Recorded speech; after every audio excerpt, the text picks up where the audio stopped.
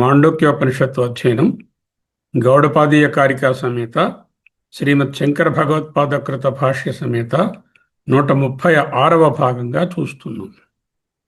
3వ ప్రకరణం అద్వైత ప్రకరణం, అద్వైతం తురీయం.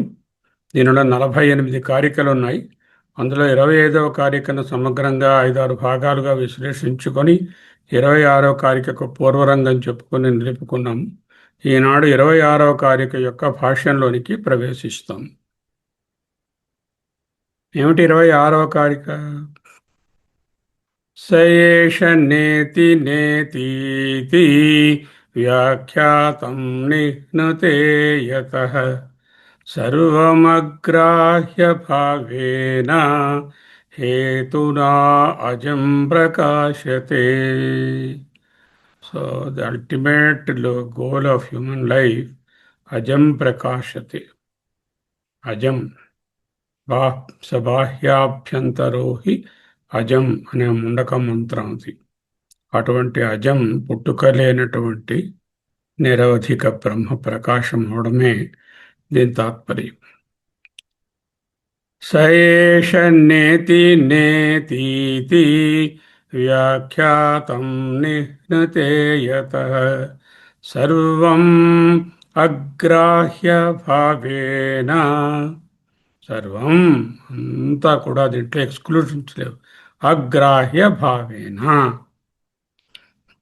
అంటే అగ్రాహ్యం, సర్వము అగ్రాహ్య భావము వలన. అగ్రాహ్యం అనే దానికి ప్రత్యేక విశ్లేషణ రాబోతుంది. హేతునా అజం ప్రకాశతే. ఎందువలనైతే సయేష నేతి నేతీతి సహా ఆయి ఏష ఈ ఆత్మ, ఇది కాదు ఇది కాదు అనే శృతి ఆత్మ గ్రహించబడేది కాదు, అగ్రాహ్యం అనే కారణం చేత వ్యాఖ్యానం చేయబడినటువంటి మూర్తామూర్త రూపముగా వివరించబడినటువంటి ప్రపంచము సర్వమును నయితి నాయితి అని అసత్యమని త్రోసిపుచ్చుచున్నదో హేతునా ఆ కారణము వలన అజం పుట్టుకలేని ఆత్మతత్వము ప్రకాశతే స్వయంగా ప్రకాశిస్తుంది.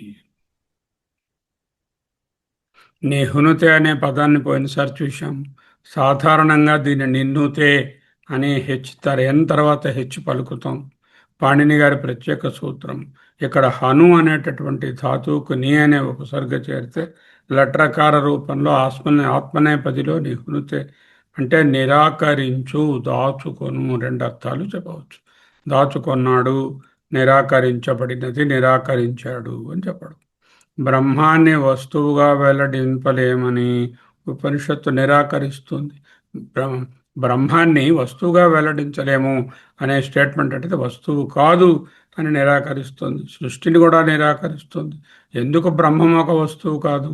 బృహదారణ్యకంలో 2వ అధ్యాయంలో 3వ బ్రాహ్మణం మూర్త అమూర్త బ్రాహ్మణం, మూర్తామూర్త బ్రాహ్మణం ద్వేవేవా బ్రహ్మణో రూపే మూర్తం చైవ అమూర్తం చ. బ్రహ్మకు 2 రూపాలు ఉన్నాయి అంటే బ్రహ్మకు రూపం ఉంటుందా? ఉండదు. అంటే బోధించేటప్పుడు అలా చెప్తాము, 2 రూపాలుగా ఉన్న సృష్టియే బ్రహ్మము. సర్వం బ్రహ్మ ఇదం ఖలు, ప్రపంచం బ్రహ్మ యొక్క విశేషణం, లక్షణం, రూపం. ప్రపంచాన్ని బ్రహ్మాన్ని రెండింటినీ కలిపి వెల్లడించిన తరువాత చివరగా ప్రపంచాన్ని నిరాకరించడం అనేది అధ్యారోప అపవాద ప్రక్రియ. దాని ద్వారా ఒక ప్రత్యేకమైన వేదాంత పద్ధతి. దాని ద్వారా బ్రహ్మాన్ని వెల్లడిస్తారు. అథాత ఆదేశ, అథ అథ అటు తరువాత, ఎటు తరువాత నిరాకరించిన తరువాత ఆదేశ అంటే బోధన. ఏమిటా బోధన? సయేష నైతి నైతి. ఒక నకారం ద్వారా మూర్త ప్రపంచాన్ని, మరొక నకారం ద్వారా అమూర్త ప్రపంచాన్ని నిరాకరించింది. నిహ్నతే. ఉపనిషత్తు ప్రపంచాన్ని ముందు పరిచయం చేస్తుంది. ప్రపంచం ఇలా పుట్టిందంటుంది.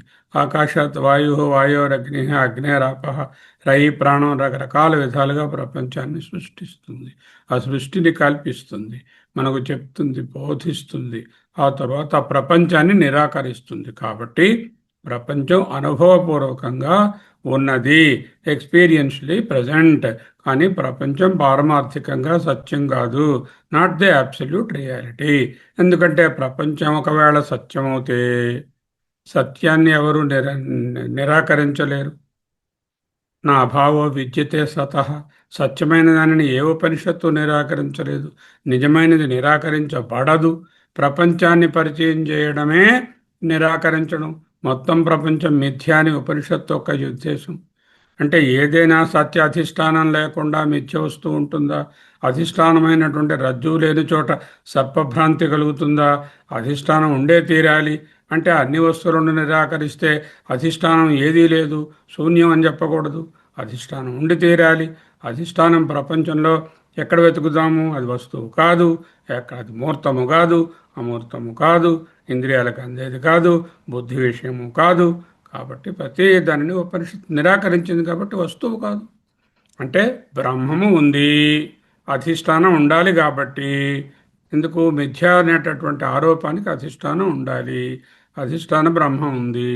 అయితే బ్రహ్మం కనబడుతున్నటువంటి మూర్తమూర్తములలో ఏ ఆబ్జెక్టు కాదు. అప్పుడు ఏమిటవుతుంది? ఆ బ్రహ్మము సబ్జెక్టే అయి ఉంటుంది. ఒకటే మిగులుతుంది. అప్పుడు ఆబ్జెక్ట్ ఏది కాదు, ఉండి తీరాలి అంటే సబ్జెక్ట్ అవుతుంది. సబ్జెక్ట్ లేకుండా ఆబ్జెక్ట్ మాట్లాడము. అధిష్టానం బ్రహ్మ సబ్జెక్ట్ మరెవరో కాదు, నేనే. అధిష్టానం బ్రహ్మ నాకంటే భిన్నమైనది కాదు. అక్కడతో సరిపోదు.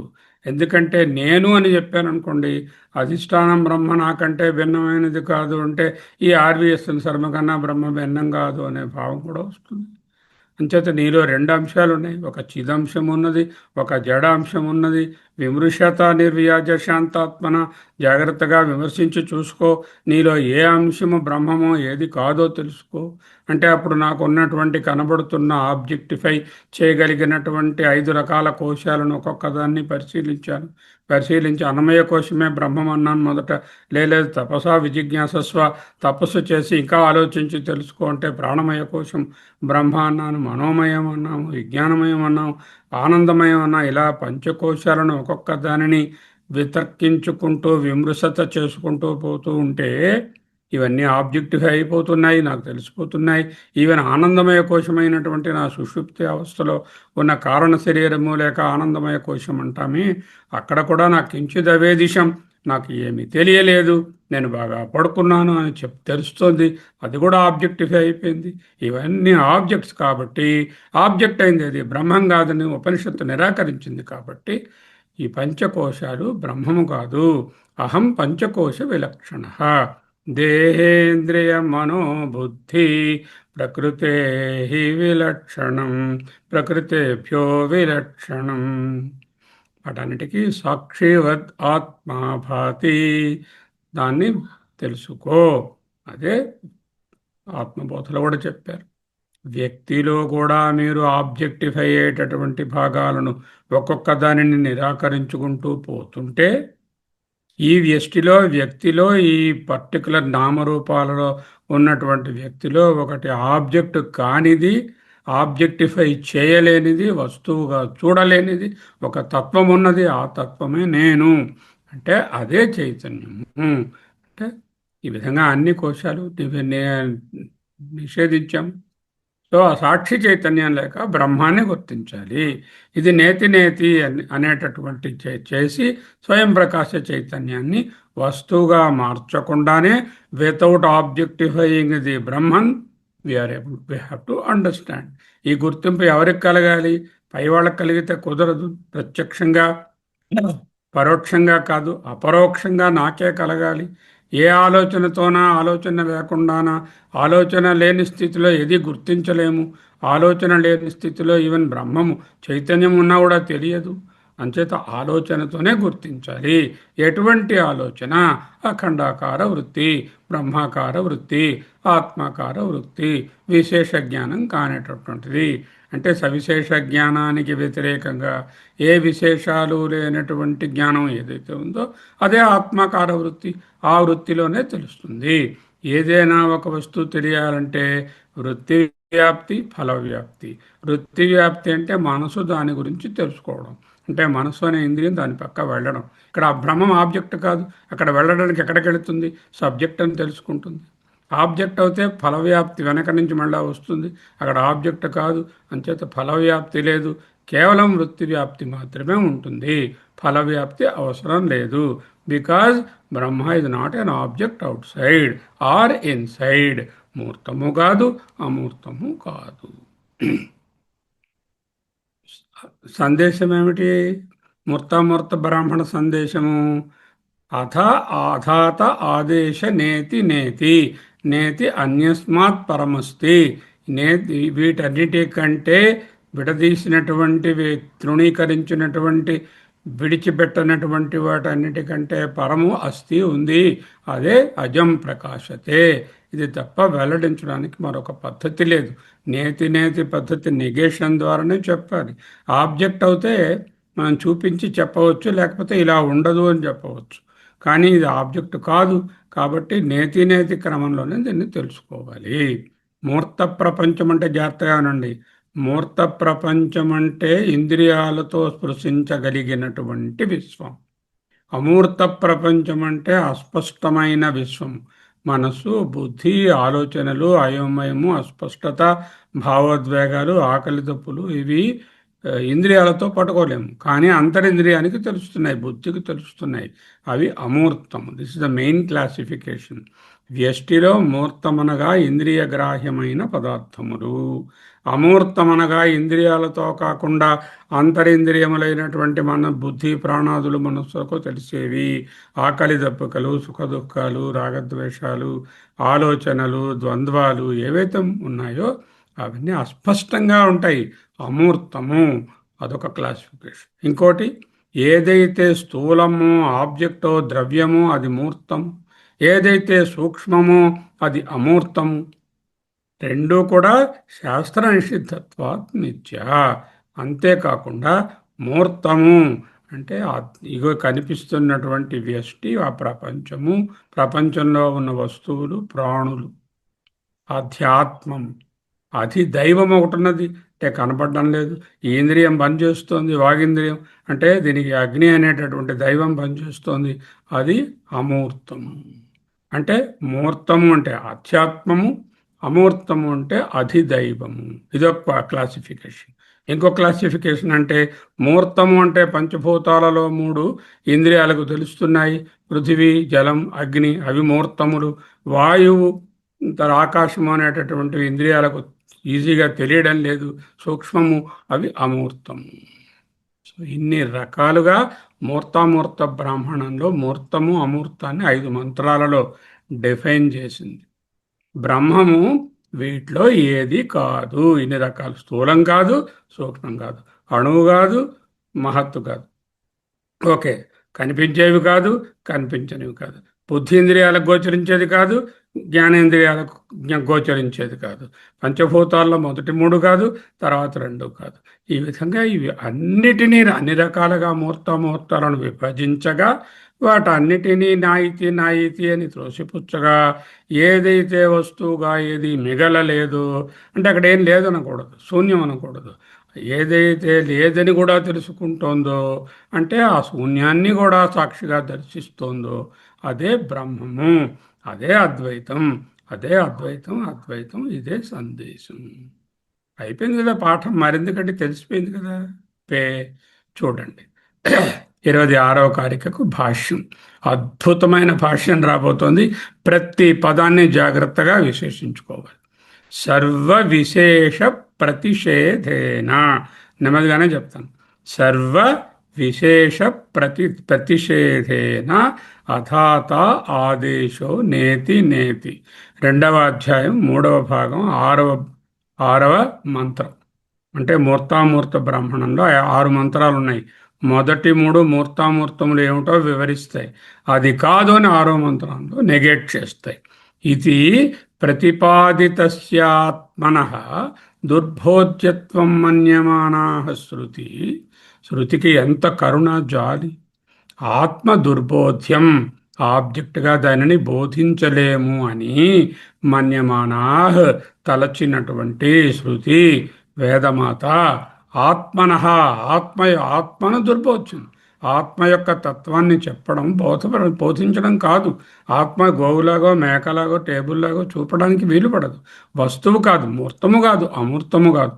అంచేత దుర్బోధ్యత్వం మన్యమానాః శృతి అధాత నేతి నేతి అని ప్రతిపాదించింది. ఆ విధంగా ఎందుకు ప్రతిపాదించింది? దుర్బోధ్యత్వం మన్యమానా శృతి అంటే ఆత్మ ఆబ్జెక్టుగా చెప్పలేమనేటటువంటి విషయాన్ని గ్రహించినటువంటి శృతి పునః పునః అనేక పర్యాయాలు ఉపాయ అంతరత్వేన వేరొక ఉపాయము ద్వారా తస్యైవ ఆ ఆత్మనే ప్రతిపాదయిషయా ప్రతిపాదించవలననేటటువంటి కోరికతో యత్ వ్యాఖ్యాతం ఏదైతే మూర్తామూర్తమని చెప్పబడినదో తత్సర్వం దానినంతని నిహ్నుతే నిరాకరించింది. మళ్ళీ చెప్తాను చూడండి. సర్వ విశేష ప్రతిషేధేన. What is the process? సర్వ విశేష ప్రతిషేధేన. ఏ విశేషమైనా ఉంటే అది బ్రహ్మ కాదు. విశేషం అంటే ఏమిటి? ఒక దాని నుంచి ఇంకొక దానిని వేరుపరచి చూపడం విశేషం. శర్మని రవిప్రకాష్ గారి నుంచి, రవికుమార్ నుంచి వేరు చేసి చూపగలం. ఎందుకు? వేరు లక్షణాలు ఉన్నాయి. అటువంటివి విశేషములు. ఇటువంటి సర్వ విశేషములను ప్రతిషేధించాం. అదే ఆ ప్రక్రియలో సర్వ విశేషములు లేనటువంటి బ్రహ్మాన్ని అథాత అటు పిమ్మట ఆదేశ బోధన నయితి నయితి అని ప్రతిపాదించబడిన దానికి ఆత్మన ఆత్మకు దుర్బోధ్యత్వం.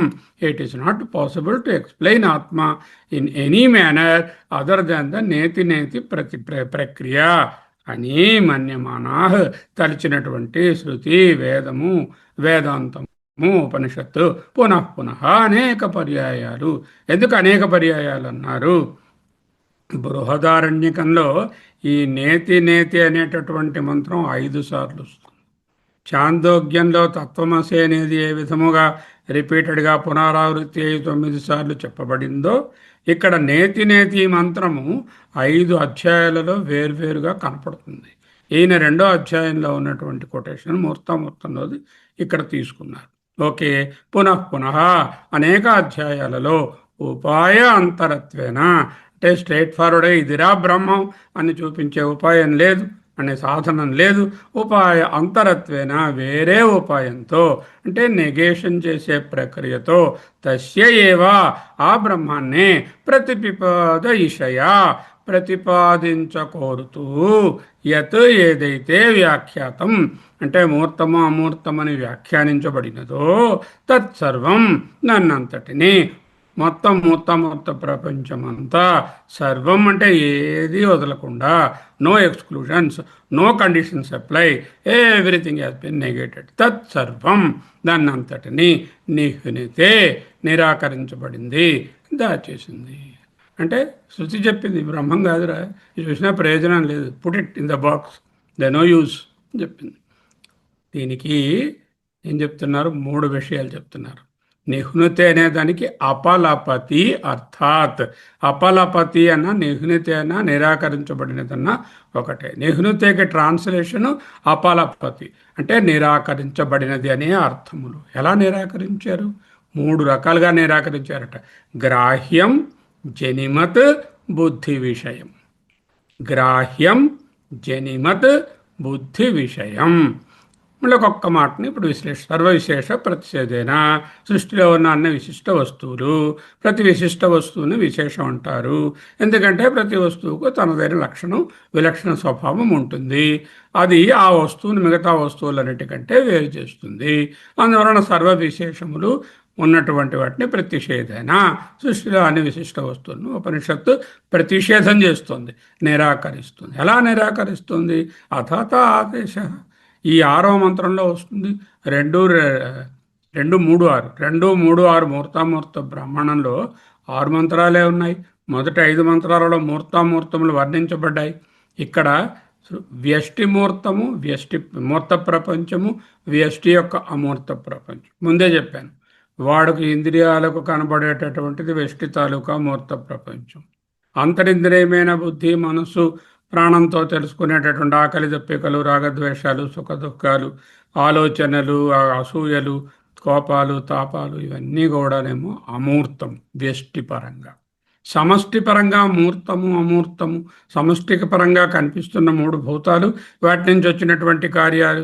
అమూర్తాలు, వాటి నుంచి వచ్చినటువంటి కార్యాలు 2 భూతాలు. సమష్టి మూర్తామూర్తం. మనసులోని వాసనలు ఉన్నాయి. ఇవన్నీ కూడా స్థూల జగత్తు ఉంది, సూక్ష్మ జగత్తు ఉన్నది. అంటే స్థూల, సూక్ష్మ, కారణ, వ్యష్టి, సమిష్టి, వీటన్నిటి గురించి 5 మంత్రాలలో చర్చించారు.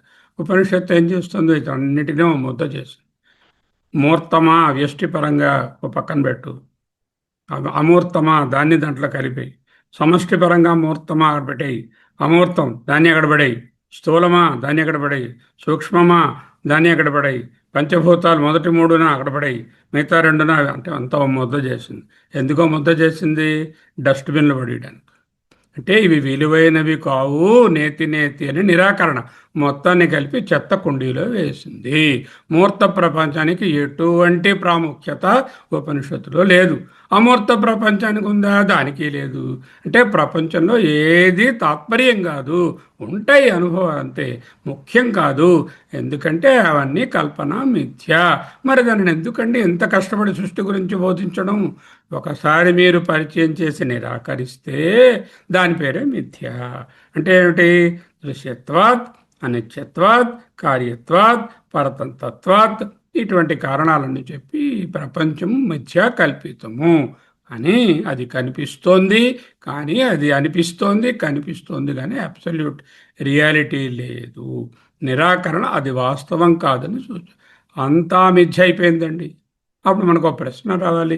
అంత వస్తువు రూపంలో ఉన్నటువంటి మూర్తామూర్త రూపంలో ఉన్న ఏదైనా సరే మిథ్యాని శృతి నిరాకరించింది కదా, అది సత్యం ఎక్కడుంది? ఈ మూర్తామూర్తం అన్ని నిరాకరించిస్తే వేర్ ఇస్ ద సత్యం? బెంగళూరులో ఉందా? విశ్వేశ్వరుని ఆలయంలో ఉందా? బాలాజీ కోవిల్లో ఉందా?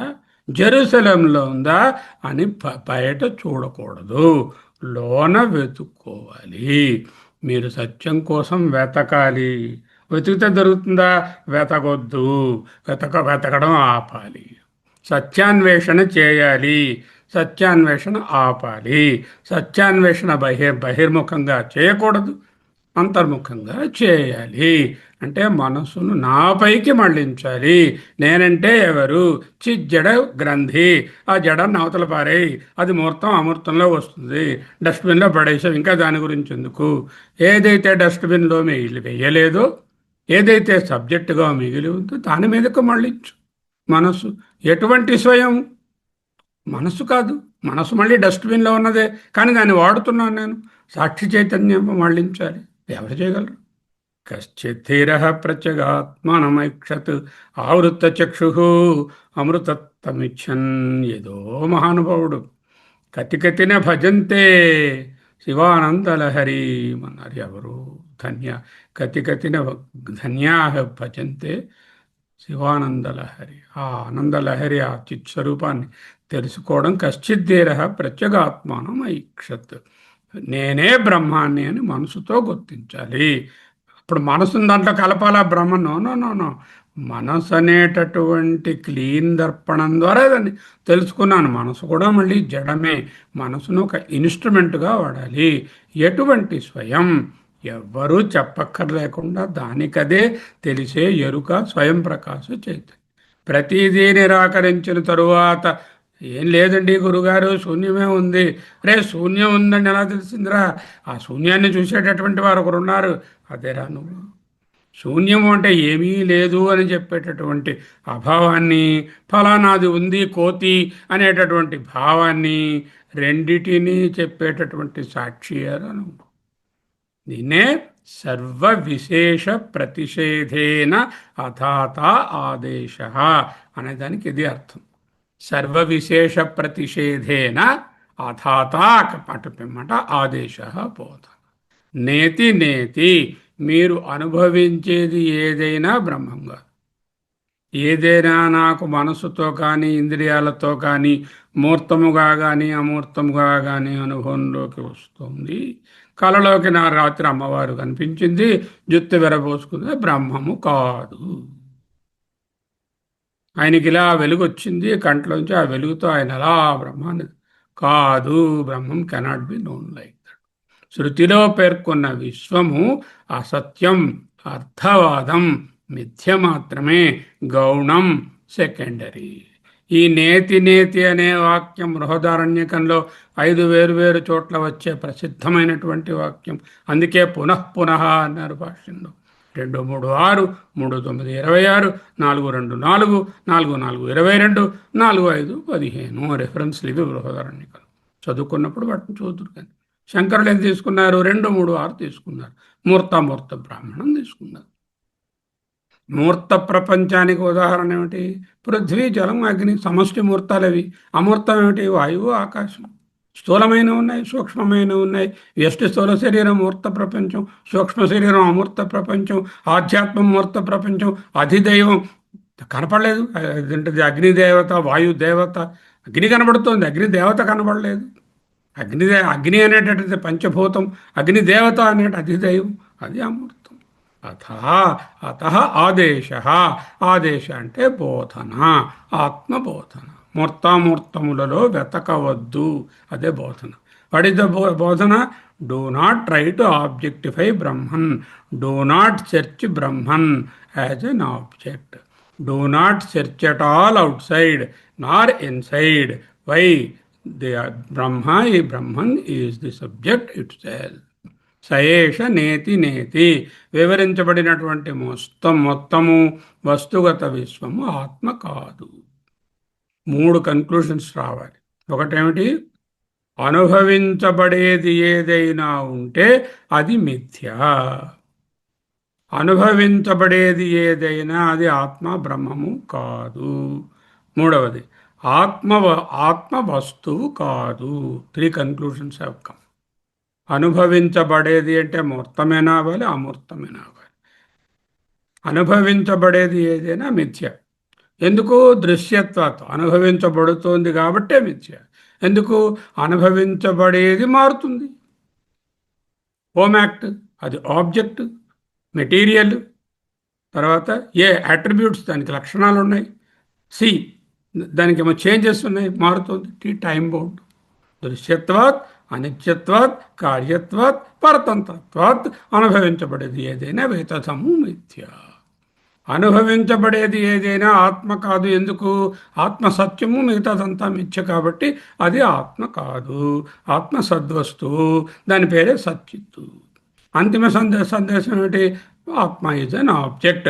Never try to objectify Atma. It is never a జ్ఞేయం, ఇట్ ఈజ్ నెవర్ ఏ ప్రమేయం. ఆత్మ అప్రమేయం. ప్రమేయం అంటే తెలిసేది. గులాబీ ప్రమేయము, ప్రమాణము కన్ను, ప్రమాత వీడు చూసేవాడు. ఆత్మ ప్రమేయము కాదు, జ్ఞేయము కాదు, వస్తువు కాదు, ఆబ్జెక్ట్ కాదు. అంటే ఆత్మ అప్రమేయం, బియాండ్ ద ప్రమేయ. ప్రపంచం మిథ్య, ప్రపంచం ఆత్మ కాదు. మిథ్య ప్రపంచాన్ని నిరాకరించిన తరువాత ఏదైతే మిగిలి ఉన్న సబ్జెక్ట్ ఉందో అదే ఆత్మ, అదే సత్యం. నిరాకరించబడిన ప్రపంచం మిథ్య అనేది ఇక్కడ సందేశం. గౌడపాదుల వారు ఏమిటి చెప్పదలుచుకున్నారు? ఆత్మ సత్స్వరూపము అది నీవే అని చెప్పడం ఆయనది అయిపోయింది. అది మొదటి భాగంలో బోధించేశారు. ఇక్కడేమిటి? ప్రపంచం మిథ్యా, సృష్టి జరగలేదు, అజాతివాదము, బ్రహ్మము కారణం కాదు, కార్యము కాదు, కార్యకారణ విలక్షణం బ్రహ్మ, ప్రపంచం కనబడుతోంది, కనబడని అది మిథ్య, అది సందేశం. ఓకే. ప్రపంచం అసత్యమైతే ఆత్మకు కారణస్థితి ఉండదు. ప్రపంచం అంటే కార్యం, సంభూతి, సంభవం. అది సంభూతి గారు, హిరణ్యగర్భ బ్రహ్మ సంభవం, ఆయన నుంచి వచ్చిన సృష్టి, ఇవన్నీ కార్యాలు.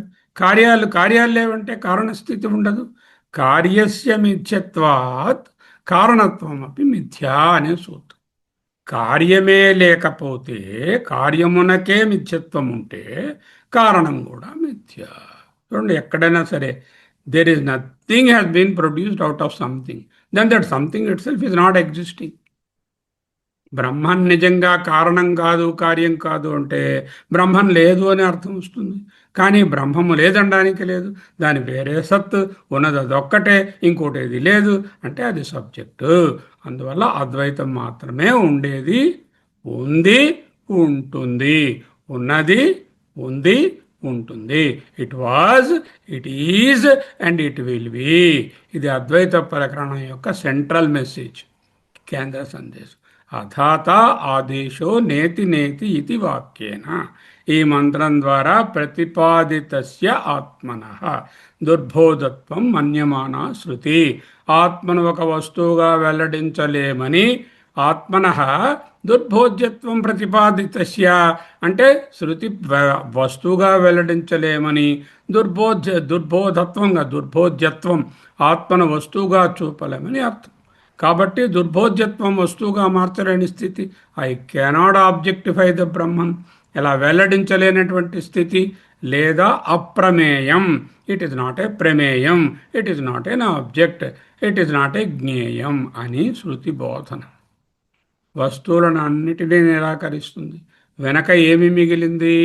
సబ్జెక్టు మిగిలి ఉంది. కాబట్టి ఆ సబ్జెక్టుని బోధించాలి నీకు. పునః అనేక పర్యాయాలు, 5 సార్లు, ఉపాయ అంతరత్వేన, by a different methodology. What is that methodology? The methodology of negation. Because I cannot positively assert this is Atma, this is like this, I cannot objectify it, so I must use the negation. చూడండి, 2 అబ్బాయిలు ఉన్నారు. ఆ 2 అబ్బాయిల్లో ఒక ఆయన బాగా తెలివైన వాడు, రెండో ఆయన తెలివి తక్కువవాడు. అంటే రెండో వాడిని నువ్వు తెలివి తక్కువవాడు అని చెప్పడం ఒక డైరెక్ట్గా చెప్పడం. ఈ అబ్బాయి చాలా తెలివైన వాడండి అని వాళ్ళిద్దరిని చూపించి, ఈ అబ్బాయి చాలా తెలివైన వాడండి అని ఒకరిని చూపిస్తే నా అర్థం ఏమిటి? రెండో వాడు బుద్ధిమాలిన వాడు అని చెప్పకనే చెప్తాను. అది ఉపాయాంతరత్వం. అంటే డైరెక్ట్గా వీడు ఏమీ తెలివి లేనివాడు అని చెప్పకుండా, ఈయన తెలివైన వాడు అని చెప్పడం వలన ఆయన తెలివి లేనివాడు అని చెప్పడం వంటిదన్నమాట. పునః అనేక పర్యాయాలు ఉపాయాంతరత్వైన మరొక ఉపాయం ద్వారా, ఇప్పుడు చెప్పిన 2 అబ్బాయిలు, మరొక పద్ధతి పరోక్ష పద్ధతి. తస్యయేవ ప్రతిపాదయిషయ, తస్యయేవ ఏ ఆత్మ గురించి అయితే ఇక్కడ డిస్కస్ చేస్తున్నామో సబ్జెక్టుగా, దానినే ప్రతిపాదించాలి, వెల్లడించాలి అనే ఉద్దేశ్యంతో ఏం చేస్తుంది? మిగిలిన ప్రతిదాన్ని నిరాకరిస్తుంది. అక్కడ 2 అబ్బాయిలకు దీంట్లో లాగా యద్వ్యాఖ్యాతం తత్సర్వం, ఏదైతే మూర్తామూర్తములుగా 5 మంత్రాలలో వ్యాఖ్యానించబడినదో అదంతటిని కూడా తత్సర్వం, దాని అంతటిని కూడా నాయితి అంటూ 2 సార్లు పునరావృత్తం చేసింది. ఒక నాయితి మూర్తాన్ని, ఇంకొక నాయితి అమూర్తాన్ని అని భగవత్పాదులు భాష్యం రాశారు. అంతేకాకుండా నేతి అని చెప్పడాన్ని వీప్సా అంటారు. వీప్సా ప్రయోగం అంటారు. వీప్సా ప్రయోగం అంటే గ్రామం, దినం అన్నట్టుగా ఒకే ఒకటి 2 మార్లు రావడం. సరే, ఒక రూమ్లో 25 మంది ఉన్నారు. అధ్యయన భర్తలు ఇప్పుడు కూర్చున్నారు 25 మంది. 50 అరటిపళ్ళు ఉన్నాయి. 50 అరటిపళ్ళు, రవికుమార్ 50 అరటిపళ్ళు పంచాలి. 25 మంది కూర్చుని 25 మంది వాళ్ళకి ఎన్ని వస్తాయి? 2 వస్తాయి కదా. 2 × 25 = 50. రెండు రెండు అన్నాను. రెండు రెండు ఇవయ్యా ఒక్కొక్కళ్ళకి అన్నాను. రెండు రెండు ఇవయ్యా అంటే ఏమిటి? మొదట ఆయనకి రెండు, తర్వాత ఆయనకి రెండు, మళ్ళీ తర్వాత ఆయనకి రెండు, మళ్ళీ తర్వాత ఆయనకి రెండు అని చెప్పక్కర్లేకుండా రెండు రెండు ఇవయ్యా అంటే ఆ రెండు రెండు రెండు అనేటటువంటిది వ్యాప్తి చెందించాలి. అక్కడ ఉన్నదాని అంతటికీ వ్యాప్తి చెంది అంటే అక్కడున్న 25 మందికి ఆ రెండు రెండు అనే పదాన్ని ఒక్కసారి చెప్తే వ్యాప్తి చెందించాలి. దీనినే వీప్స లేక వ్యాప్తి అంటారు. అంటే 22 నేతి నేతి అనడంలో నేతి అంటే ఒక నంబర్ 1 ఏ నేతి లేదు, బి నేతి అని కాదు. సర్వం నేతి నేతి, సర్వమునకు ఈ నేతి నేతిని వ్యాప్తి చెందించాలి. రెండు ఎవరిని వ్యాపిస్తుంది? అక్కడ ఉన్న 25 మందిని వ్యాపించింది. ఇది సర్వం అని తెలియజేస్తుంది. వీప్సా ప్రయోగైన సర్వం నిహునుతే. ప్రతిదానికి నా ఇతి అనేది విస్తరించాలి. అప్పుడు ఎవరికి విస్తరించాలి? అదో చూపించండి రవిప్రకాష్ గారు. నా ఇతి ఇది బ్రహ్మం కాదు, రవిప్రకాష్గా ఇప్పుడు చైతన్యం ఉంది. ఇదిగో టేబుల్ చూపించాను, నా ఇతి ఇది కాదు. అలా ఎన్ని చూపిస్తాం? Infinite number. అన్నిటినీ కూడా నా ఇతిని విస్తరించాలి. వ్యాప్తం ఇచ్ఛా ఇచ్చా ఉండాలి. వీప్సా వ్యాప్తం ఇచ్ఛా వీప్సా. What is వీప్సా? 2 సార్లు ఒక పదాన్ని చెప్పడం. రెండు రెండు ఈ అని చెప్పినట్టు. తత్సర్వం అంటే ఏదేది అది వ్యాఖ్యాతం తత్సర్వం నిహ్నుతే. కారికలో ఉన్న పదము నిహునుతే. దానికి అర్థమేమిటి? నిహునుతే డిక్షనరీ మీనింగ్ చూశాము. దాచడము లేకపోతే నిరాకరించడం. అపలపతి అన్నది ఆచార్యులు ఏంటన్నారు? అపలపతి అని తీసుకోన్నారు. అంటే నిరాకరించడం తీసుకో. దేనిని నిరాకరించాలి? యది వ్యాఖ్యాతం తత్సర్వం. ఏదైతే వ్యాఖ్యానించబడినారో అదంతా కూడా నేతి నేతి అనడం వల్ల ఈ వస్తువు కాదండి కాదు. సర్వ వస్తువులు సర్వమూర్తామూర్తములను కూడా ఈ వీప్స అనేది వ్యాప్తి చెందుతుంది. ఆ నేతి నేతి అనేది వ్యాపిస్తుంది, విస్తరిస్తుంది, అంతటికీ అప్లై అవుతుంది. ఇప్పుడు మీకు అర్థమై ఉంటుంది వీప్స అంటే ఏమిటి, ఎందుకు నేతి నేతి అని 2 సార్లు రాశారు. ఒక అర్థం ఏమిటంటే ముహూర్తాన్ని మొదటి నేతితో, అమూర్తాన్ని రెండవ నేతితోను, అంటే మొత్తం అన్నిటినీ అని ఒక అర్థం. వీప్సా ప్రయోగం వలన అన్నిటికీ ఇది అప్లై చేయాలి, నెగేషను అనేటటువంటిది వీప్సా వ్యాప్తం ఇచ్ఛా వీప్సా అనేటటువంటి వ్యాకరణ సూత్రం వలన అన్నిటికీ అప్లై చేయాలి. అపలపతి అపలపతి తంత్రీ కలరవం నిజం వీణాం వాణి నిచుళయతి చోళేన నిభృతం. అపలపతి నిరాకరించింది. అక్కడ చదువుకున్నాం. దేనిని నిరాకరిస్తుంది? యత్ సర్వం వ్యాఖ్యాతం, సర్వాన్ని దీన్ని చేస్తున్నారు. దానికి ఏం చెప్పారు? గ్రాహ్యం జనిమత్ బుద్ధి విషయం. అక్కడ ఉన్నాం, అక్కడికి వచ్చాం. ఇప్పుడు సర్వాన్ని అంటే దేన్ని అన్నారు? అంటే గ్రాహ్యం, ప్రమేయం, దృశ్యం. అంటే జ్ఞానేంద్రియాలతో బుద్ధి ఇంద్రియాలతో పట్టుకోగలిగినటువంటిది గ్రాహ్యం. జనిమత్ పుట్టినది. గ్రాహ్యం జనిమత్ బుద్ధి విషయం అంటే మనసుకి బుద్ధికి తెలుస్తుంది, లోపల తెలుస్తుంది. పైన బుద్ధి ఇంద్రియాలతో తెలియలేదు, మనసు వాటికి తెలిసేటటువంటిది అమూర్తమైనటువంటి వస్తువు. అంటే గ్రాహ్యం అంటే ఏ దృశ్య పదార్థమైనా, అంటే 5 సెన్సెస్లో దేంతోనైనా పట్టుకోగలిగినటువంటివి గ్రాహ్యములు. బుద్ధితో పట్టుకోగలిసిన ఆకలి దప్పికలు, రాగద్వేషాలు, కోరికలు, లేకపోతే మరోటి సంకల్పాలు, కోపతాపాలు, ఆలోచనలు, అయోమయాలు, ఇవన్నీ బుద్ధి విషయం అయినటువంటివి. ఇంకా ఈ 2 కావండి. ఒక ఆయనకి ఇంద్రియాలతో దొరకలేదు, మనసులో దొరకలేదు, కానీ ఎక్కడో ఆఫ్రికాలో ఉంది, పుట్టింది. అంటే జనిమత్ అంటే ఎవరు చూడకపోయినా ఏదైనా పుట్టినటువంటి ఒకటి ఉంటే, ఎవరికి తెలియని చోట ఏదైనా ఉన్నట్టుగా ఊహిస్తే అది కూడా బ్రహ్మం కాదు. జనిమత్ అంటే పుట్టిన ప్రతీది. 3 రకాలు చెప్పారు.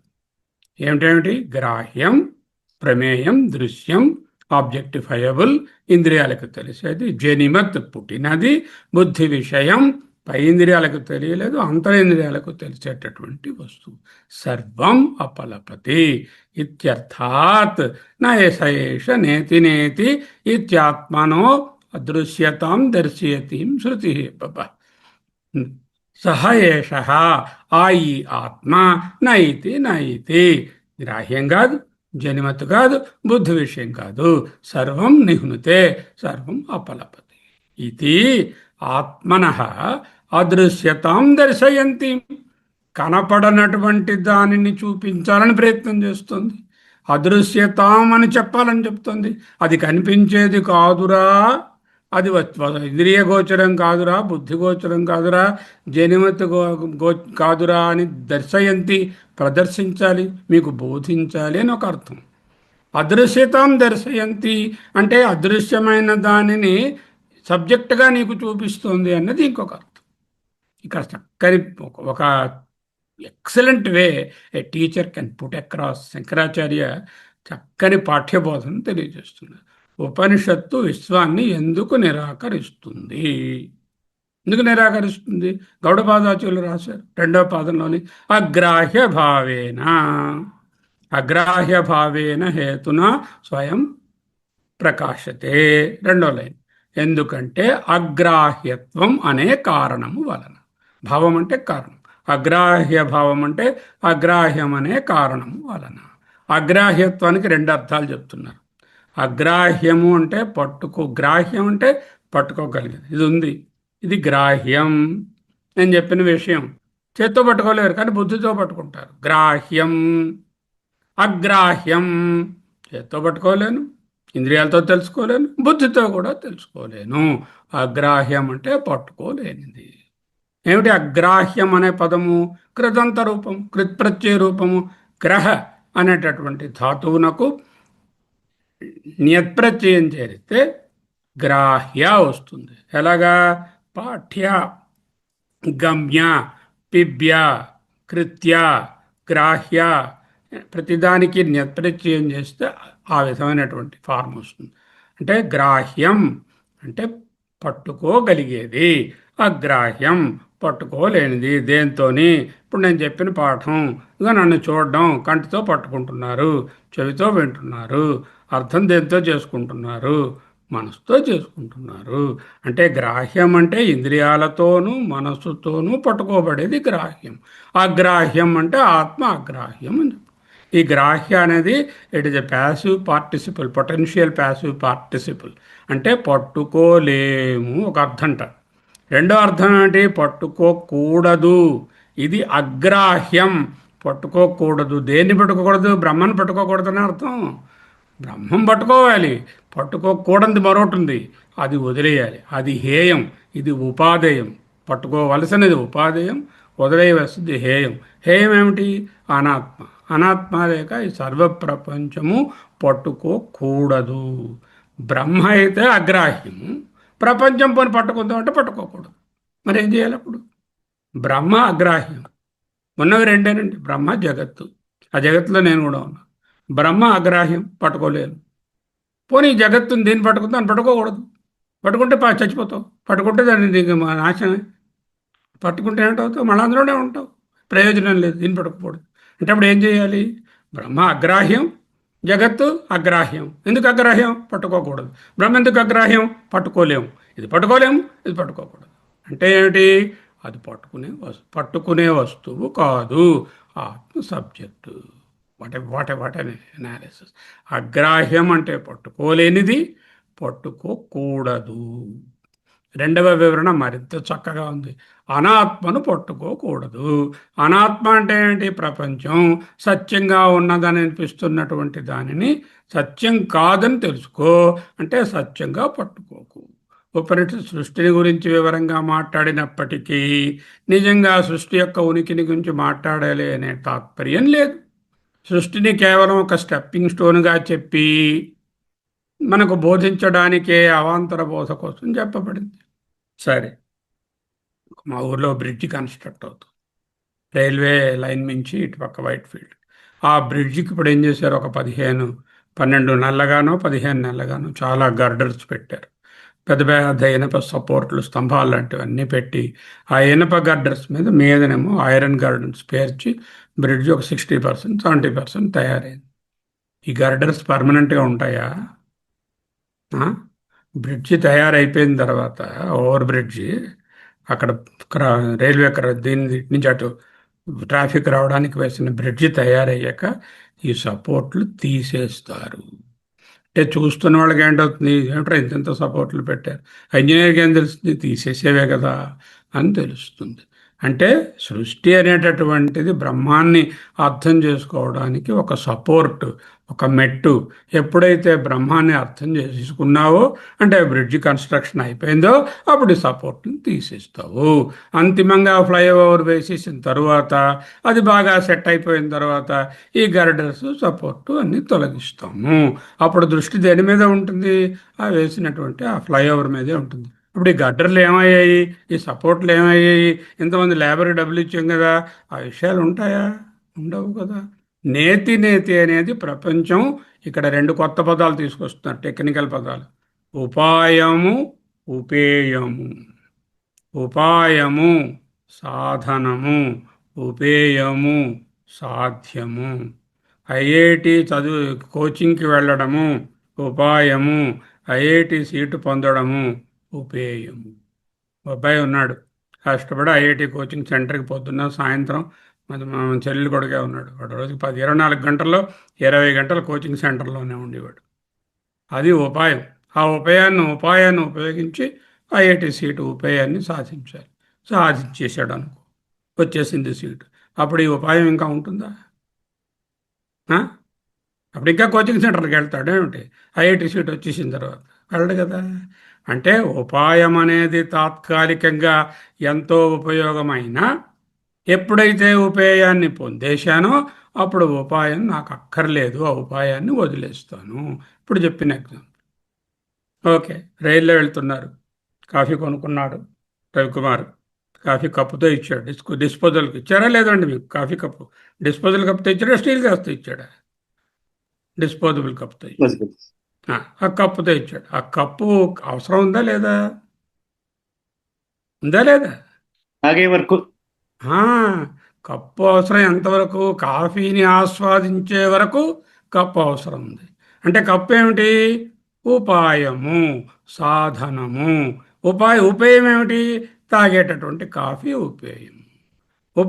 ఉపేయం తాగేసిన తర్వాత కప్పుని జాగ్రత్తగా కడిగి భద్రపరిచి ఇంటికి పట్టుకొస్తారా, అక్కడ పారేస్తారా? డస్ట్బిన్లో పడే డిస్పోజ్ ఆఫ్ చేస్తారు. అందుకే దాని పేరు డిస్పోజబుల్ కప్ అన్నారు. ఓకే. ఉపాయము, ఉపేయము. ఉపాయము అంటే సాధనము, ఉపేయము అంటే సాధ్యం. బ్రహ్మ ఉపాయము కాదు, ఉపేయము కాదు. తర్వాత చూద్దాం విషయం. ఉపాయము అంటే ఏదైనా ఒక పనిని సాధించడానికి కావలసినటువంటి ఎక్విప్మెంట్, సాధనాన్ని ఉపాయం అంటారు. ఉపాయం తలగా ఉపయోగం ఎంతవరకు? ఉపేయాన్ని పొందే వరకు. ఉపేయాన్ని ఎప్పుడైతే చేరిపోయానో అప్పుడు ఉపాయము చేస్తారు. రవిప్రకాష్ ఫ్లైట్లో వచ్చారు మొన్న, బెంగళూరు టికెట్ కొనుక్కున్నారు. కొన్నారా సార్? కొన్నారు. ఆయన మ్యూట్లో ఉండుంటారు. ఆ టికెట్ ఉపయోగం ఎంతవరకు? ప్రయాణం కంప్లీట్ చేసే వరకు. టికెట్ ఉపాయము, ఫ్లైట్లో ట్రావెల్ చేయడం ఉపయోగము. ఫ్లైట్ ట్రావెల్ అయిపోయిన తర్వాత ఆ టికెట్ నిరుపయోగము. అంటే ప్రపంచము యొక్క ఉపయోగం అంతే. ఎంత? బ్రహ్మాన్ని తెలుసుకునే వరకు, ఆ సాధ్యము అనేటటువంటి బ్రహ్మాన్ని సాధించుకునే వరకు అది ఉపాయము. ఎప్పుడైతే బ్రహ్మం తెలిసిందో అప్పుడు ఇది ఉపేయం. తాత్కాలికంగా పట్టుకోవచ్చు, అంతిమంగా అగ్రాహ్యం. తాత్కాలికంగా గ్రాహ్యం ప్రపంచం, అంతిమంగా అగ్రాహ్యం. అగ్రాహ్య భావేన హేతునా అన్నారు. కారణేన నిహ్నుతే. మొదటి వివరణ. ఆత్మ అగ్రాహ్యం, అది వస్తువుగా మార్చలేనిది. రెండవ అర్థం, ప్రపంచం పట్టుకోకూడదు. ఆత్మ అగ్రాహ్యం, పట్టుకోలేనిది, పట్టుబడనిది. It cannot be grasped either with ఇంద్రియస్ ఆర్ విత్ ది అంతరింద్రియ బుద్ధి ఆల్సో. అందుకే అప్రాప్య మనస సహ. వాక్, మనసు. వాక్ అనేది ఇంద్రియానికి, మనస్సు అనేది బుద్ధి ఇంద్రియాలకు, లోపల ఉన్నటువంటి అంతఃకరణాలకు అక్కడ చెప్పారు. ఓకే, ఆత్మ పట్టుకోబడనిది ఒక అర్థం, ప్రపంచం పట్టుకోకూడనిది అని ఇంకో అర్థం. అంటే ప్రపంచాన్ని చాలా కాలం పట్టుకోకూడదు. అప్పుడు ఎంతకాలం పట్టుకోవాలి? బ్రహ్మాన్ని తెలుసుకునేంత వరకు పట్టుకోవాలి. ఎంతకాలం కోచింగ్ సెంటర్కి వెళ్ళాలి? ఐఐటి సీట్ వచ్చే వరకు. ఎంతకాలం టికెట్ని భద్రంగా దాచుకోవాలి ప్రయాణం అయ్యే వరకు. ఎంతకాలం కాఫీ కప్పును, డిస్పోజబుల్ కాఫీ కప్పును పట్టుకోవాలి కాఫీ తాగే వరకు. తాగేశాక ఇంకా దాన్ని దాచుకుంటావా? దాన్ని ఫోటో కట్టించుకుని ఆ టికెట్ని ఇంట్లో ఎగ్జిబిట్ చేసుకుంటావు? చేయవు కదా. అంటే బ్రహ్మం పట్టుబడే వరకు ప్రపంచం ఉంది, ప్రపంచం పట్టుకుంటుంది. పర్పస్ ఆఫ్ ప్రపంచ is to get Brahma in understanding. అర్థాత్ నయే సయేష నేతి నేతి ఇది ఆత్మన అదృశ్యతాం దర్శయంతి. ఏదైతే తెలియనటువంటిదో దానిని తెలియజెప్పాలి అని ఒక అర్థం. అదృశ్యతాం దర్శయంతి, బ్రహ్మ అదృశ్య పదార్థము అని చూపించాలి అని ఇంకో అర్థం. ఆత్మ పట్టుకోబడేది, పట్టుకోబడనిది, పట్టుకోలేనిది అని చెప్పడానికి. కంటికి బుద్ధికి తెలియవచ్చేది కాదు. రెండవ వివరణ ఉపాయ మరియు ఉపేయ. ఉపాయం అంటే మరీ అంత ఎక్కువ విలువలేని సాధనం. డిస్పోజబుల్ కప్పు, దాని విలువ ఉందా? యాయా ఉంది. ఎంతవరకు? కాఫీ తాగే అంతవరకు డిస్పోజబుల్ కప్పులాగా. ఉపాయానికి అసలు విలువ లేదని చెప్పడానికి వేరు లేదు. డిస్పోజబుల్ కప్పు లేదే కాఫీ ఎలా తాగుతుంది? కాఫీ నాకు ఇది జేబులో పోసి తాగిస్తాను అన్నాను కదా. ఉండాలి దాన్ని. అంటే సృష్టి తాలూకా రహస్యం తెలుసుకోవడం ఉపేయం. బ్రహ్మ. కాఫీ కప్ప ఏమిటి? కాఫీ ఏమిటి? బ్రహ్మం. బ్రహ్మాన్ని తెలుసుకున్న తరువాత, ఉపేయాన్ని గ్రహించిన తరువాత, దృష్టాంతంలో ఆ కాఫీ స్థానంలో బ్రహ్మ ఉన్నది, కాఫీ కప్పు స్థానంలో ఉపాయం ఉన్నది. ఉపాయము అంటే సాధనం. ఉపేయ నిష్ఠా ఉపేశోపేయ నిష్ఠతాం అజానత అని రాశారు. ఉపేయ నిష్ఠ అంటే నిష్ఠ దేని మీద ఉంది? కాఫీ తాగడం మీద. నిష్ఠ దేని మీద ఉంది? ప్రయాణం మీద ఉంది. నిష్ఠ దేని మీద ఉంది? ఐఐటి సీట్ మీద ఉంది. నిష్ఠ దేని మీద ఉంది? బ్రహ్మాన్ని తెలుసుకోవడం మీద ఉంది. అర్థమైందా? ఇప్పుడు ఉపేయం ఏమిటి? ఇది ఉపాయం. ఉపాయం ఏమిటి? టికెట్ కొన్నాను, కాఫీ కప్పు పట్టుకున్నాను, ఐఐటి కోచింగ్కి వెళ్ళాను, సృష్టిని తెలుసుకున్నాను. అంటే ప్రపంచానికి కేవలం తాత్వికమైన విలువే ఉందని విద్యార్థి అజానత తెలుసుకోలేదు. ఎవడో విద్యార్థి మనలాంటి వాళ్ళు ఉన్నారు. ప్రపంచం సత్యం, సత్యం, ఇల్లు ఆకలి పెళ్ళం పిల్లలు డబ్బు దశకం పేరు ప్రతిష్ట అని నిత్యం సత్యం, నిత్యం సత్యం అనే ఆ బాధంలో ఉన్నాడు వాడు. అజానత అంటే ఉపాయస్య ఉపేయనిష్టతాం అజానత. ఉపాయస్య ఉపాయమునకు, కాఫీ కప్పుకు ఉపేయ నిష్టతాం అంటే ఉపేయమును పొందుటయే అందే నిష్ట. అంటే కాఫీని తాగించడం అందే నిష్ట. అంతకు మించి డిస్పోజబుల్ కప్పుకి వేరే ప్రయోజనం లేదు. ఐఐటి కోచింగ్కి వెళ్ళడము ఉపాయము, ఉపేయ నిష్టత అంటే ఉపేయం అంటే సీటు పొందడం అనే దాని అందే నిష్ట, దాని అందే ఆబ్జెక్టివ్. ఇది అజానత తెలుసుకోలేనివాడై. ఎవడైనా విద్యార్థి అర్థం చేసుకోకపోతే ఉపాయస్యోపేయ నిష్టతాం అజానత, ప్రపంచానికి కేవలం తాత్కాలిక విలువ మాత్రమే ఇవ్వాలని ఏ స్టూడెంట్ తెలుసుకోలేదో, అర్థం చేసుకోలేదో, అతను ఉపాయానికి కూడా ఉపేయానికి ఇచ్చినంత విలువ ఇచ్చేస్తాడు. అంటే లోపలున్న కాఫీకి ఇచ్చినంతటువంటి నిష్ట ఆ కాఫీ కప్పుకు, డిస్పోజబుల్ కప్పుకు కూడా ఇచ్చిస్తాడు. ప్రయాణంకి అవసరమైన టిక్కెట్ను ప్రయాణానికి ఇచ్చినంత నిష్టను ఇచ్చిస్తాడు. అంటే అర్థం చేసుకోలేనివాడు. ఉపాయత్వేన వ్యాఖ్యాతస్య అంటే ఉపాయత్వేన ఉపాయముగా, వ్యాఖ్యాతస్య పరిచయం చేయబడినటువంటి ప్రపంచాన్ని కేవలం ఒక ఉపాయంగా, సాధనంగా, తాత్కాలిక విలువతో పరిచయం చేయబడినటువంటి ప్రపంచాన్ని అర్థం చేసుకోకుండా అజానత ఉపేయవత్ అంటే శాశ్వతమైన విలువ ఉన్నటువంటి కాఫీలాగా, ఐఐటి సీట్ లాగా, ప్రయాణంలాగా, ఇక్కడ బ్రహ్మంలాగా ఉపేయవత్ గ్రాహయతత్ ఎవడైతే దాన్ని ఉపేయానికి ఎంత విలువ ఇవ్వాలో, ఉపేయం మీద ఎంత నిష్ట ఉండాలో అంత నిష్ట కూడా ఉపాయం మీద పెట్టాడు. అంటే బ్రహ్మాన్ని తెలుసుకోవాలి నిజమే, ప్రపంచం కూడా అంతే విలువ ఉన్నది. బ్రహ్మం ఎంత సత్యమో ప్రపంచం అంతే సత్యము. ప్రపంచం నిజమైనది, శాశ్వతమైనది, ముఖ్యమైనది అని అజానత బుద్ధి లేనివాడై తెలియక పరిగణించవచ్చును. దీనినే ఉపాయస్య ఉపేయ నిష్ఠ.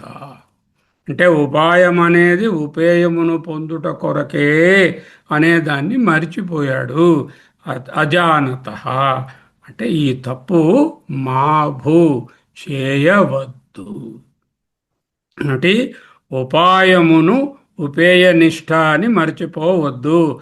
బ్రహ్మమును అర్థం చేసుకోవడానికి, అంటే ఉపేయమైన బ్రహ్మను అర్థం చేసుకోవడానికి ఉపాయం అనబడేటటువంటి ప్రపంచాన్ని ఒక ఉపాయంగా మాత్రమే తాత్కాలికంగా గ్రహిస్తూ, ఎప్పుడైతే నువ్వు బ్రహ్మాన్ని తెలుసుకున్నావో అప్పుడు ప్రపంచము మిథ్య అని డిస్పోజబుల్ కప్పులాగా పారేయకుండా ఈ ప్రపంచం కూడా సత్యం అనేటటువంటి బుద్ధిని మా భూ కలిగి ఉండవద్దు.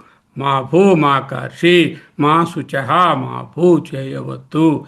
కారికలో ఇతిహేతేనా అనుంది. కారికలో ఏమిటనుంది? అగ్రాహ్య భావేన ఇతి హేతునా అనుంది. ఇతి హేతున అంటే ఇతి కారణైన నిహనితే ఇత్యర్థ. ఈ కారణం వలన ప్రపంచాన్ని నిషేధించింది. ఉపనిషత్తు ప్రపంచాన్ని నిరాకరించింది. ప్రపంచం ముఖ్యం కాదని చూపించింది. తతశ్చ తతః చ. తతశ్చ అంటే అటు తరువాత. ఎప్పుడైతే ఈ ప్రపంచము ఉపాయమే గాని ఇది నిజంగా నేను పొందవలసినటువంటిది కాదు, ఈ ఉపాయం అనేది నాకు బ్రహ్మాన్ని అర్థమయ్యే వరకే దీని తాలూకా ప్రయోజనము, బ్రహ్మాన్ని నేను అర్థం చేసుకున్న పిదప ఈ ఉపేయం యొక్క పని లేదు అని తెలుసుకున్నటువంటి పిదప తతశ్చ అప్పుడు అజం ప్రకాశతే. నాలుగవ పాదంలో నాలుగవ పార్ట్ ఆఫ్ ద వన్. ఒకసారి సాధకుడు తగినంత తెలివైన వాడైతే ప్రపంచం కేవలం డిస్పోజబుల్ కప్పు మాత్రమే అని అర్థం చేసుకుంటాడు. ఎవడైతే ప్రపంచానికి డిస్పోజబుల్ కప్పుకి ఇచ్చిన స్టేటస్ ఇస్తాడో, అంటే దాన్ని ఉపాయంగా గ్రహించి ఉపేయాన్ని తెలుసుకున్న తరువాత ఉపాయాన్ని వదిలివేస్తాడో, అటువంటి వాడు అటు తరువాత అజం ప్రకాశతే. నాలుగవ పరణ అదే స్ఫురణ. అంటే ప్రకాశతే అది ఎలా తెలుస్తుంది? స్ఫురణ మాత్రేణ. యస్య స్ఫురణ మాత్రేణ, ఏ దాని యొక్క స్ఫురణ, ఆ ప్రకాశము ఎరుక అంతే. అది సబ్జెక్టు ఆబ్జెక్టు అనేటటువంటి వాటికి it is not coming under any of this. యస్యైవ స్మరణం సదాత్మకమసత్కల్పార్థకం భసతే. యస్య ఏవ స్ఫురణం సదాత్మకం అసత్కల్ప అర్థకం. ఈ అసత్తంతా కల్పించడానికి అదే కారణం. భాసతే సాక్షాత్తత్వమసీతి వేదవచస యో బోధయత్యాశ్రితాన్ యత్ సాక్షాత్కరణాద్ భవేత్. ఎప్పుడైతే దానిని స్వయం ప్రకాశంగా తెలుసుకున్నాడో నా పునరావృత్తిం భవం భోనీతౌ, ఈ సంసారంలో మళ్ళీ పడాల్సిన అవసరం లేదు. తస్మై శ్రీ గురుమూర్తయే, అటువంటి గురుమూర్తి అయిన చిత్స్వరూపానికి, శివునకు అంటే చిత్స్వరూపానికి, నమ ఇదం శ్రీ దక్షిణామూర్తయే. యస్యైవ స్మరణం సదాత్మకం, సత్ ఎక్కడో లేదు, ఆత్మకం అసత్కల్పార్థకం భాషతే. ఈ అసద్దైనటువంటి ఈ కాఫీ కప్పునన్నిటినీ కల్పించేది, ఈ ఉపాయాలన్నిటినీ కల్పించేటటువంటిది అదే సాక్షాత్తత్వమసి. సాక్షాత్ అపరోక్షాత్ బ్రహ్మ వేదవచస యో బోధయత్యాశ్రితాన్. ఏదైతే చిత్స్వరూపమైన ఆధారమో, యత్ సాక్షాత్కరణాత్, దేన్ని సాక్షాత్ అపరోక్షాత్ జ్ఞానంగా తెలుసుకుంటాడో, భవేత్ న పునరావృత్తిం భవంబోనిధౌ. భవ అంబోనిధౌ పునరావృత్తిం న భవేత్. There is no question of transmigration here. తస్మై, అటువంటి స్థితిలోనున్నటువంటి శ్రీ గురుమూర్తయే నమ ఇదం శ్రీ దక్షిణామూర్తయే. ఈ ప్రపంచం బ్రహ్మను తెలుసుకోవడానికి ఒక సాధనం మాత్రమే. ఉపాయస్య ఉపేయ నిష్టతాం. మూర్తామూర్త ప్రపంచము పారవేయవలసిన నామరూపమని అర్థం చేసుకున్నవాడు చైతన్యాన్ని వస్తువుగా అనుభవించడానికి ఎప్పుడూ ప్రయత్నం చేయడు. ఎందుకు? యస్యైవ స్ఫురణం, అదే స్వయం ప్రకాశం, నేనే చైతన్యాన్ని అని గుర్తించాలి. ఇంకా ఇంకా ఉంది భాష్యం. తతశ్చైవ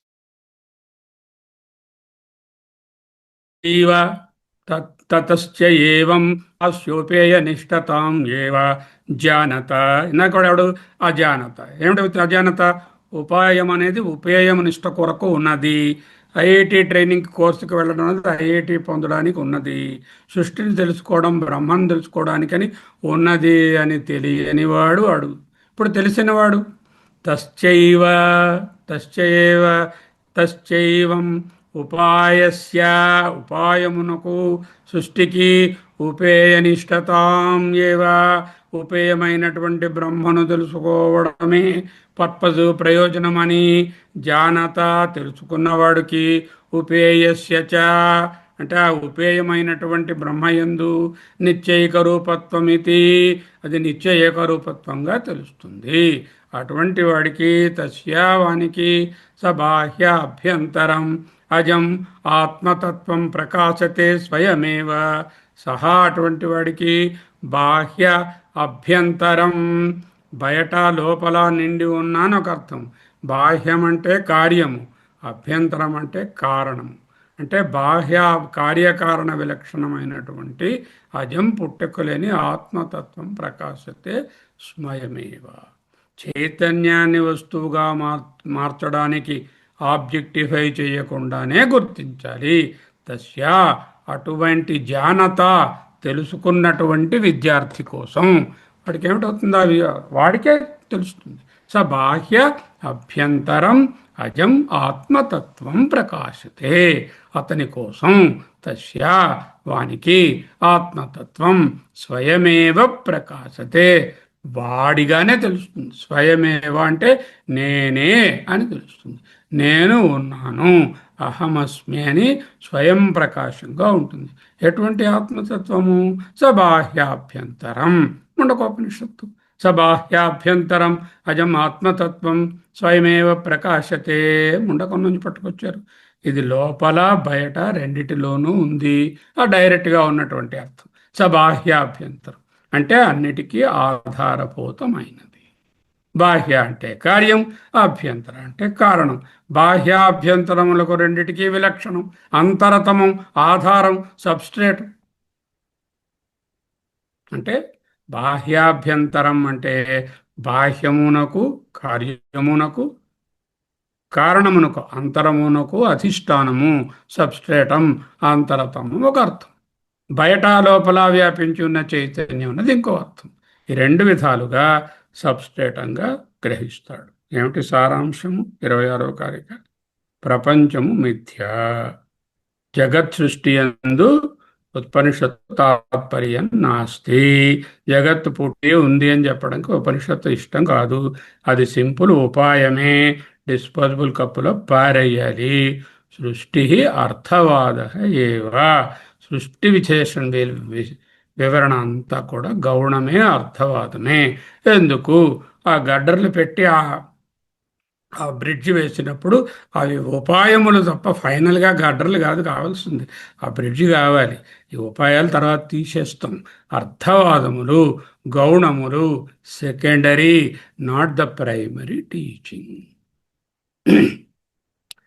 నక్షుషా గృహ్యతే నాపి వాచ నాన్యైర్దేవై తపసా కర్మణా. పోయిన 2 సౌందర్య లహరి క్లాసులో చూసాం.